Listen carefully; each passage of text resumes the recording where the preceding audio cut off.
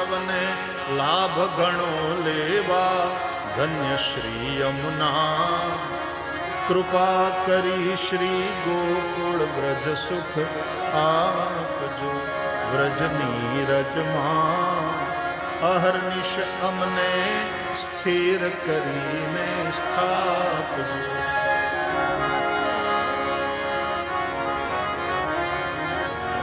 એના વાઘા, એના વસ્ત્રો, એના આભૂષણો, એને શયન કરાવવાનું, સવારે એને ઉઠાડવાના, જગાડવાના, ઠાકોરજીને મંગલા કરવાની.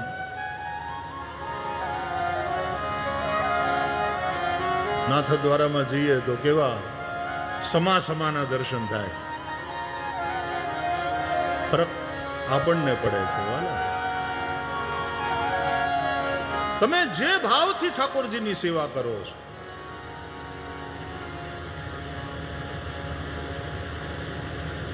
તો ધન્ય છે આ ભક્તિ માર્ગ.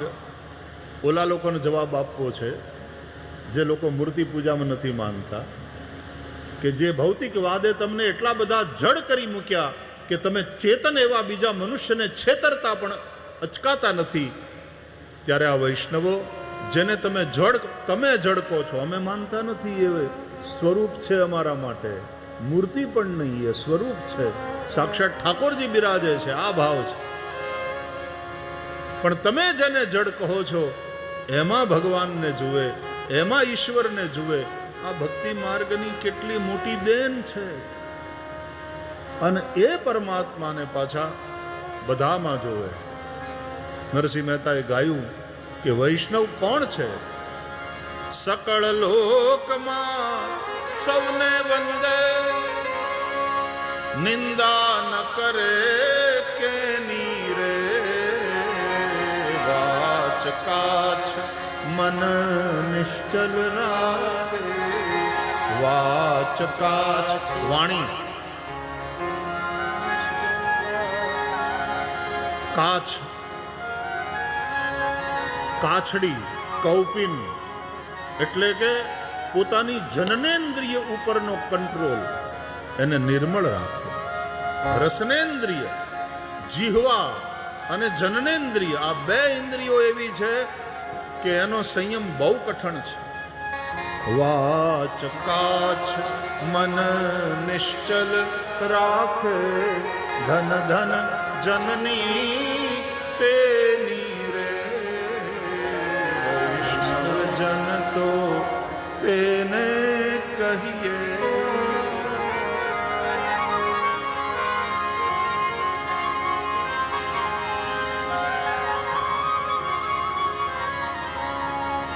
તો આપણા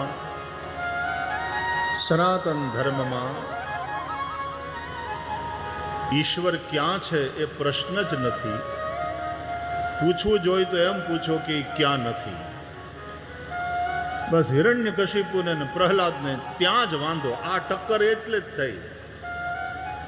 હિરણ્યકશિપુએ પૂછ્યું પ્રહલાદને, ક્યાં છે તારો ભગવાન, જે ભગવાનને તું ભજે છે?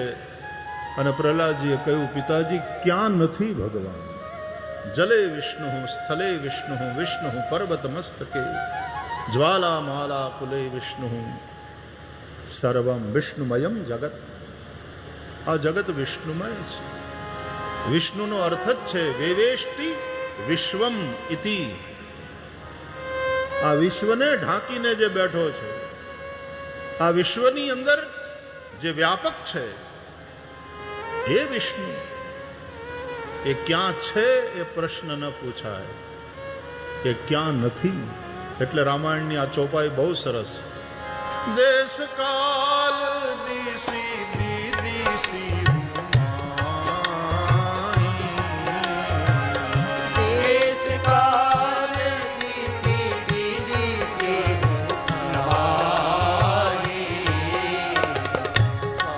કહું સો કહા જહાં પ્રભુ નાહી.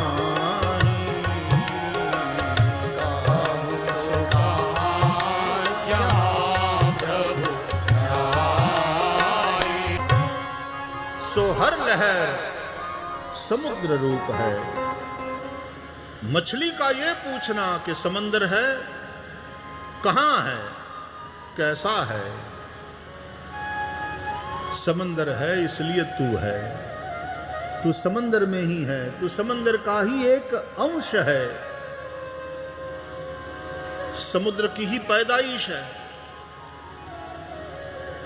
तो ईश्वर क्या છે? આ પ્રશ્ન જે લોકોની બુદ્ધિમાં વિવેક નથી થયો એ પૂછે છે. યા તો વિવેક થવો જોઈએ બુદ્ધિમાન માણસોને, યા તો મનની ભાવના કે આ બધું ઈશ્વરમય.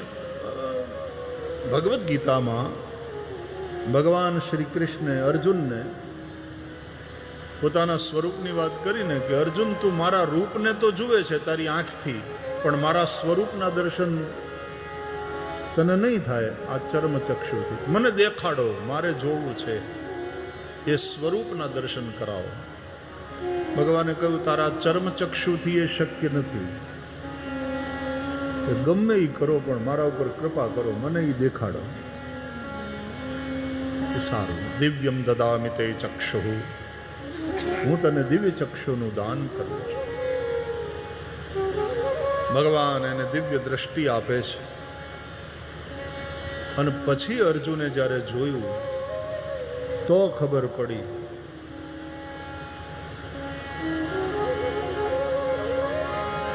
એ વિરાટના દર્શન કર્યા, જેના હજારો હજારો મસ્તક છે, હજારો હાથ, હજારો ચરણ, હજારો નેત્ર. વેદમાં આપણે ત્યાં પુરુષ સૂક્ત છે, કહે છે સહસ્ર શીરખા પુરુષ સહસ્રાક્ષ સહસ્રપાત સભૂમિદ્ગુ સર્વતસ્પૃતવાત્યતિષ્ઠદશાંગુલમ પુરુષ એવેદગું સર્વં જદભૂतं જચ્ચ ભાવ્યમ ઉતામૃતત્વસ્યેષાનો જતન્નેનાતિરોહતિ.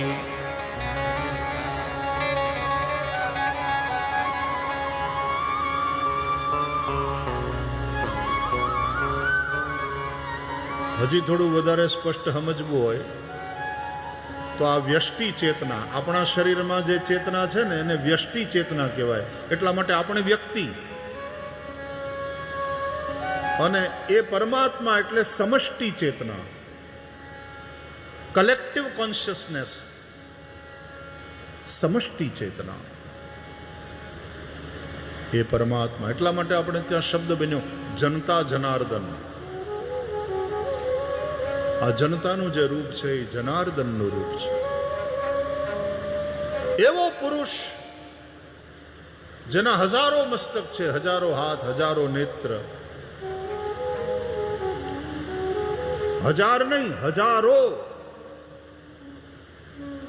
થાઉઝન્ડ્સ ઓફ થાઉઝન્ડ્સ, હજારો હજારો નેત્ર, હજારો મસ્તક. કોઈ મને પૂછે કે તમે એવા પુરુષના દર્શન કર્યા, તો હું કહીશ કે હા કર્યા છે અને કરી રહ્યો છું. ક્યાં છે એવો એ પુરુષ કે મારી સામે આખો માંડવો ભરાણો છે, એનાથી જ ભરાણો છે. આ જે કલેક્ટિવ ફોર્મ છે ને આપણું, એ જ છે. આ જુઓ હજારો મસ્તક છે, હજારો હાથ છે, અને એ પુરુષ હજારો નેત્રથી મને જુએ છે, અને હું બે નેત્રથી એના દર્શન કરું છું.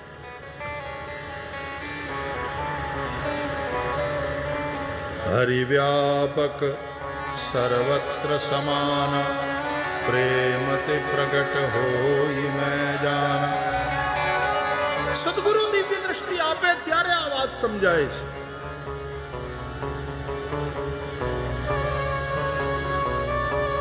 नजर बदली कि नजारे बदल गए.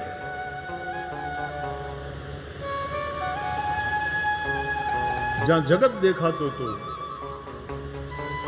ત્યાં હવે જગદીશના દર્શન થાય.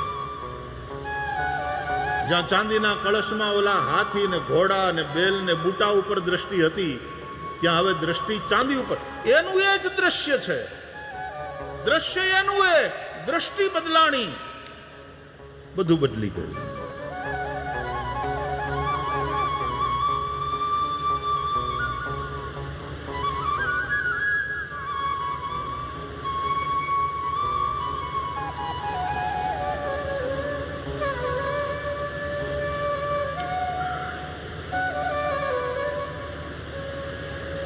સદગુરુ દ્રષ્ટિ આપે છે.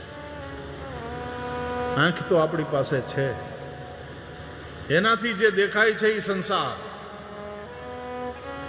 પણ સદગુરુ દ્રષ્ટિ આપે પછી જેના દર્શન થાય એ શ્રી કૃષ્ણ, કે આ બધું એનું જ રૂપ છે. પાછો નરસૈયાને યાદ કરીએ. ગુજરાતી ભાષા આપણી માતૃભાષા, નરસિંહ મહેતા, અને મને વેદાંત નરસિંહના પદોમાં જેટલું સરળતાથી પ્રાપ્ત થાય છે. જાગીને જોવો ત્યાં જગત દીસે નહીં, ઊંઘમાં અટપટા ભેદ ભાસે. ઊંઘમાં અટપટા ભેદ ભાસે. ઊંઘીએ છીએ પછી સપના જોઈએ, એમાં અટપટા ભેદ. સપનામાં એવું એવું દેખાય, કલ્પ્યું ના હોય એવું. અને સપનાનું જગત એ આવું સાચું. સપનાની અંદર તમે જંગલમાં ભટકતા હોય, એ કયા શરીરથી? હકીકત એ છે કે તમે સપનામાં શરીરથી જંગલમાં ભટકો છો. તમે તો બોરીવલીના તમારા ફ્લેટના બેડરૂમમાં સૂતા હતા, અને સૂતા, અને તમે જંગલમાં તો હતા નહીં, તમે તો તમારા બેડરૂમમાં પડ્યા હતા. પણ તમને સપનું આવ્યું ત્યારે તમે જંગલમાં છો. એ કયા દેહથી? એ શરીર કયું જેનાથી તમે જંગલમાં ભટકો છો? અને પછી સપનામાં તમે એમ જોયું કે મારી વાહે સિંહ પડ્યો, કે મારી સામે અચાનક વાઘ આવી ગયો, અને તમે ડરી જાઓ છો, તમે ભાગો છો. અને એમાં વાઘે છલાંગ મારીને તમારા ઉપર ચડી બેઠો, અને મોઢામાંથી ચીસ નીકળી જાય છે, બચાવો.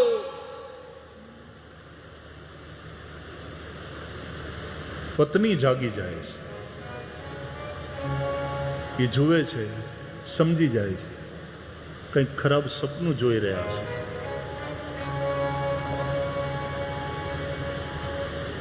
મોઢામાંથી ખરેખર ચીસ નીકળી ગઈ હતી, શરીર પરસેવે રેબઝેબ. એટલે પત્ની જાગી ગઈ, અને એ સમજી ગઈ કે આને ખરાબ સપનું આવ્યું. પછી એ પત્ની પોતાના પતિને એ વાઘથી બચાવવાનો પ્રયત્ન કરે કે એને જગાડે. इस पर विचार करना.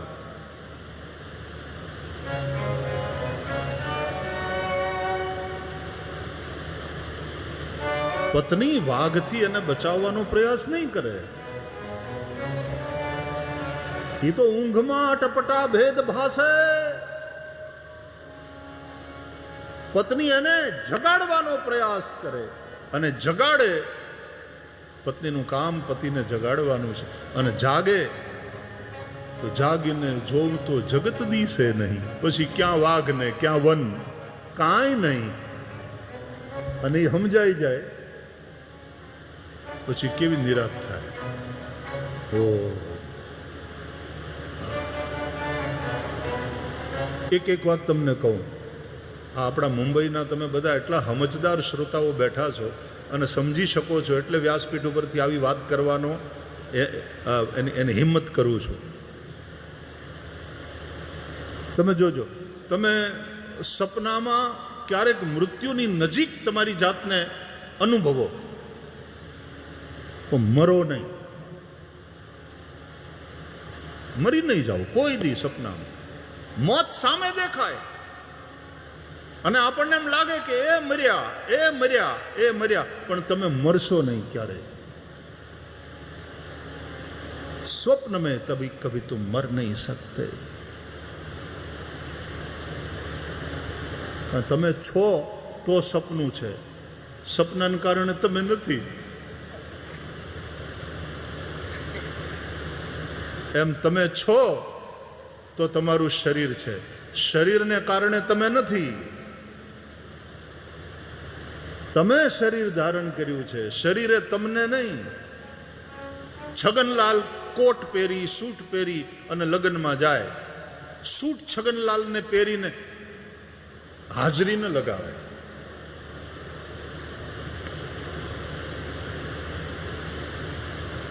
मेरे चलते शरीर है, शरीर के चलते मैं नहीं.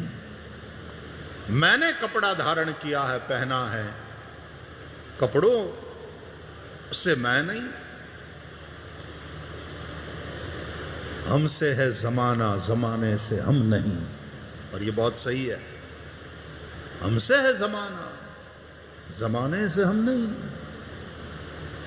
તો સપનામાં તમે ક્યારે મરી નહીં શકો, ના થાય. હજી તમારે થોડુંક વધારે સમજવાની તૈયારી હોય તો એક વાક્ય કહું. સમજશો બરાબર? એટેન્ટિવલી સાંભળશો, એના ઉપર વિચાર કરજો. જો અનુભૂતિના જગતમાં હું નથી એવી અનુભૂતિ કોઈની નથી. ફરીથી સાંભળો. અનુભૂતિના જગતમાં હું નથી એવી અનુભૂતિ કોઈની નથી. હું છું આ જ બધાની અનુભૂતિ છે. અને આ અનુભૂતિ નાના બાળકને પણ છે. અને આ અનુભૂતિ કરવા માટે કોઈ હિમાલયમાં જઈ નાક પકડી તપ કરવાની જરૂર નથી. આ અનુભૂતિ બધાઈને છે, બાળકથી માંડી બુઢા સુધી, જ્ઞાનીથી માંડી અજ્ઞાની સુધી સૌની આ અનુભૂતિ છે કે હું છું. અને વાલા જુઓ, આ હું અને છું આપણી ભાષાના એક અક્ષરના આ બે શબ્દ, એકાક્ષરી બે શબ્દ, હું અને છું, એ બંનેની વચ્ચે આપણો આખો સંસાર છે.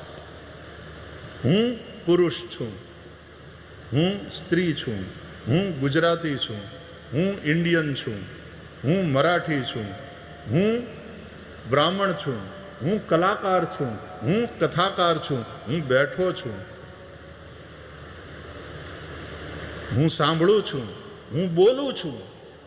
આ હું અને છું એક અક્ષરના બે શબ્દની વચ્ચે આપણું આખું જીવન, આપણો આખો સંસાર ચાલે છે. હું છું આ જ બધાની અનુભૂતિ છે. હું નથી એવી અનુભૂતિ કોઈની પણ નથી. કોઈની હોય તો હાથ ઊંચો કરો.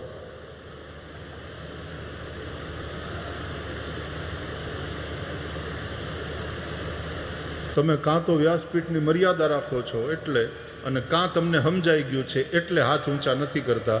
પણ એક જગ્યાએ એક ભાઈએ હાથ ઊંચો કરેલો, મને ગમ્યું. ફરીથી કહું છું, પ્રશ્ન પૂછવો એ માત્ર તમને છૂટ છે એમ નહીં. It is your right. એ તમારો અધિકાર છે. અને એ અધિકારને કારણે જ આ સનાતન ધર્મ ડેવલપ થયો છે. આ સનાતન ધર્મ પ્રશ્ન પૂછવાની આઝાદીને કારણે અને અધિકારને કારણે મજબૂત થયો છે. દુનિયાના કેટલાય મઝહબ એવા છે કે એમાં પ્રશ્ન પૂછવો એ નાસ્તિકતાની નિશાની ગણવામાં આવે. માની લેવું એ શ્રદ્ધા છે નહીં. સમજો, તમારો આત્મા સ્વીકારે અને આત્મ સ્વીકૃતિમાંથી જે સ્ફુરે એ શ્રદ્ધા. કેવળ માની લેવું એમ નહીં, જાણી લેવું. ગીતા કહે છે તદ વિદ્ધિ, તું તેને જાણી લે. તદ વિદ્ધિ પ્રણિપાતેન પરિપ્રશ્નેન સેવયા. પણ યાદ રાખજે, પ્રશ્ન પૂછતા પહેલા પ્રણામ કરજે. તારામાં આદર હોવો જોઈએ તું જેને પ્રશ્ન કરે છે એના પ્રત્યે. તદ વિદ્ધિ પ્રણિપાતેન ભોગુરો અહમ અભિવાદયામિ. પરિપ્રશ્નેન, પછી પ્રશ્ન પૂછ. અને ત્રીજું સેવયા, સેવા દ્વારા. સેવા કરવી એટલે સમજાઈ ગયું. પછી જેમ અર્જુને કહ્યું ભગવાન કૃષ્ણને કે હવે નષ્ટો મોહ સ્મૃતિર્લબ્ધા ત્વત્પ્રસાદાન મયાચ્યુત સ્થિતોસ્મિ ગત સંદેહ. મારો મોહ નષ્ટ થયો કૃષ્ણ આપના ઉપદેશથી.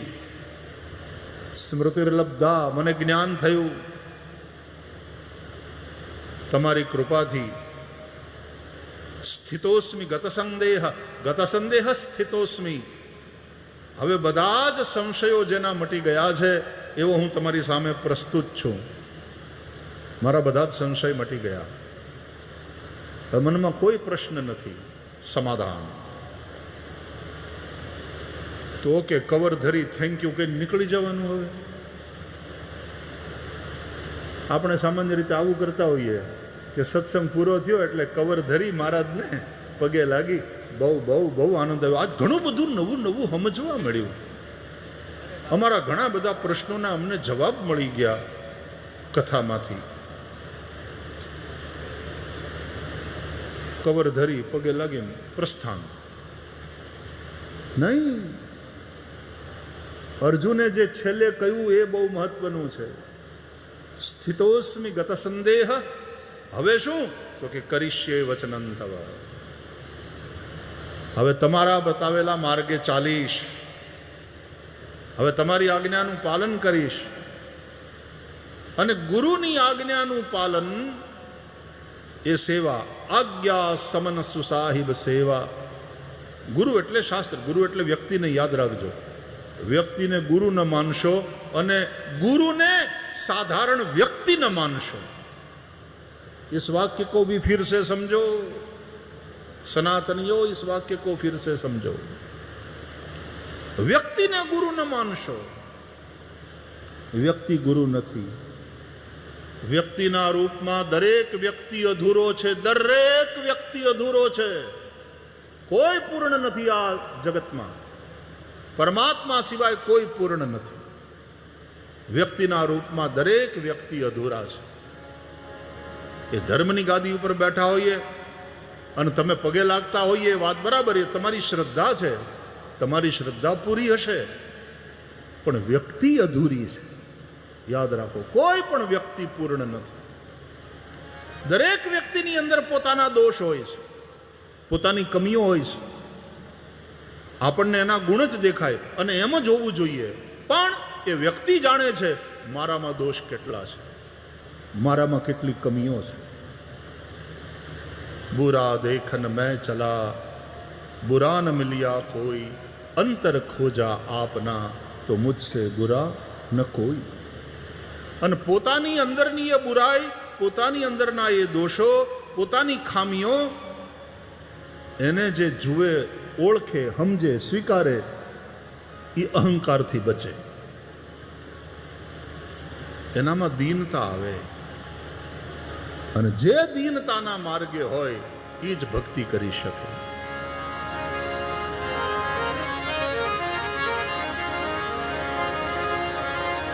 એ ભક્તિ કરવી અને નિર્મળ રહેવું પાનબાઈ અને મેલવું અંતરનું અભિમાન.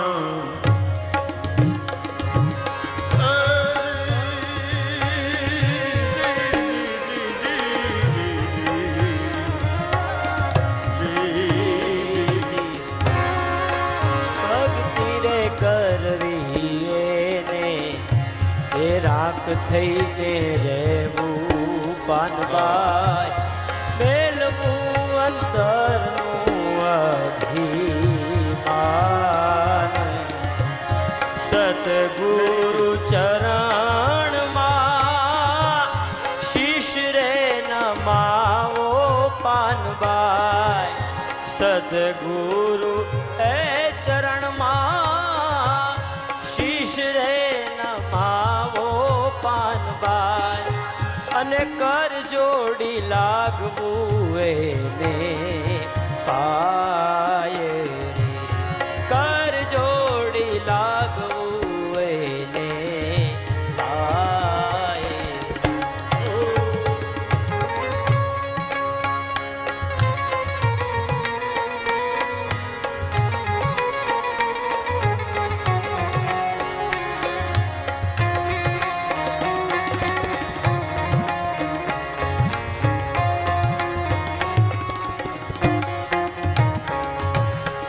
એજી પાનબાઈ જાતિ રે પણું છોડી જાતિ થાવું પાનબાઈ અને કાઢવો વરણનો રે વિકાર જાતિ પણ છોડી પાનબાઈ જય જય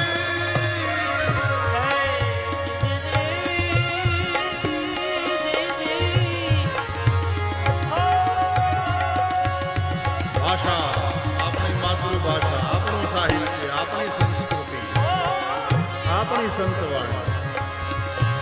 એ અજાતિ થાવું ને પાનબાઈ એજી કાઢવો એવો વરણનો રે વિકાર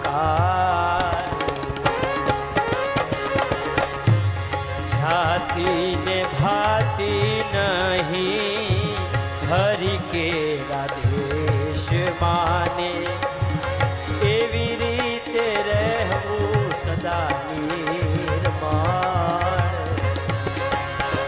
ઓ એ ભક્તિને કરવી એને રાત થઈને રહેવું પાનબાઈ મેળવું અંતરનું અભિમાન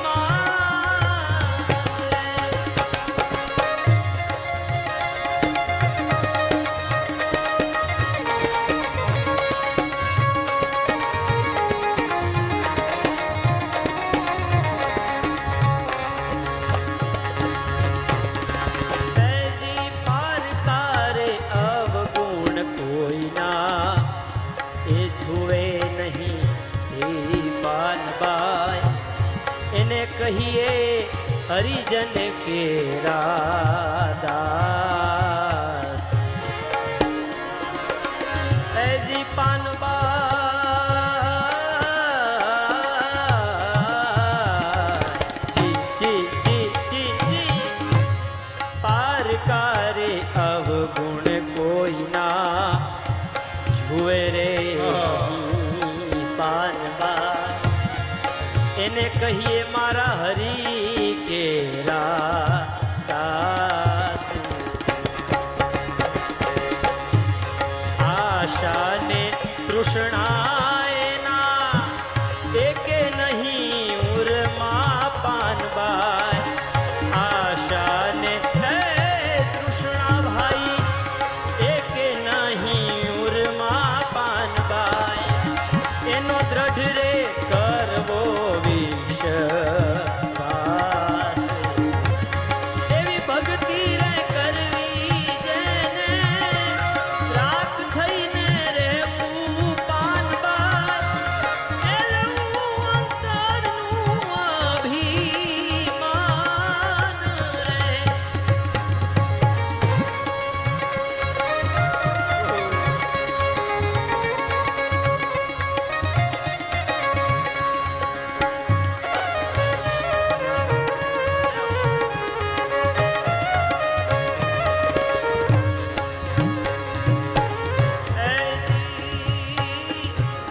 ભક્તિ કરો તો તમે એવી રીતે કરજો પાનબાઈ અને રાખજો સદા વચન મારી વિશ્વાસ એજી ભક્તિ કરો તો તમે એવા રીતે કરજો રે પાનબાઈ રાખજો વચન વાળાનો વિશ્વાસ ગંગા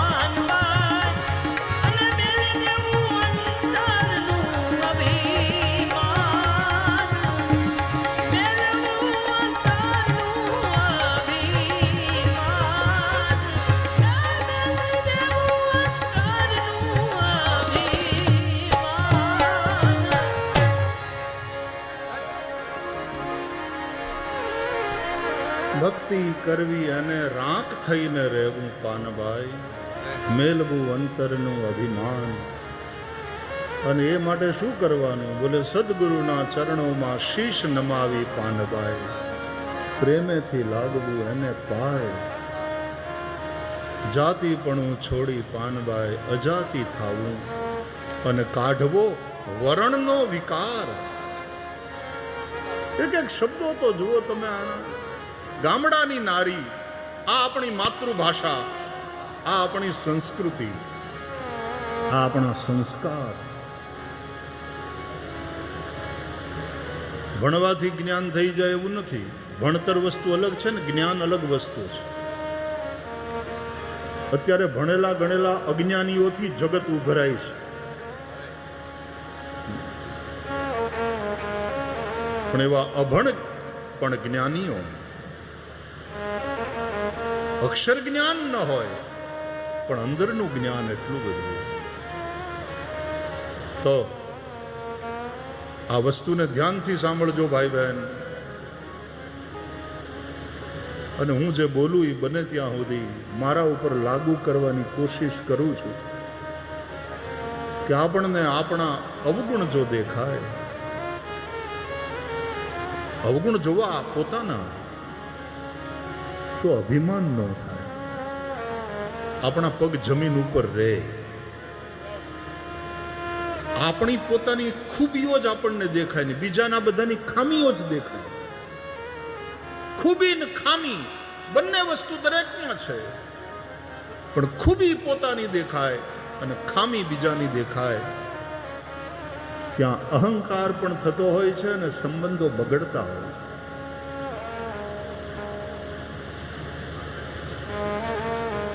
સાધુ પુરુષે છે અથવા તો સાધક એ છે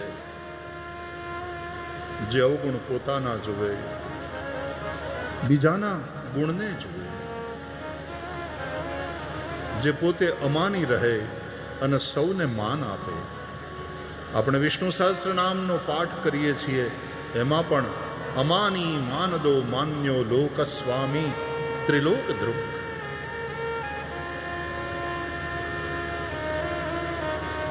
અમાની માનદહ, પોતે અમાની અને બીજાને માન દેનારો. તુલસીદાસજી લખે છે, સબહી માન પ્રદ આપુ અમાની. અને એ જ માન્ય સમાજમાં માન્ય એ જ હોય.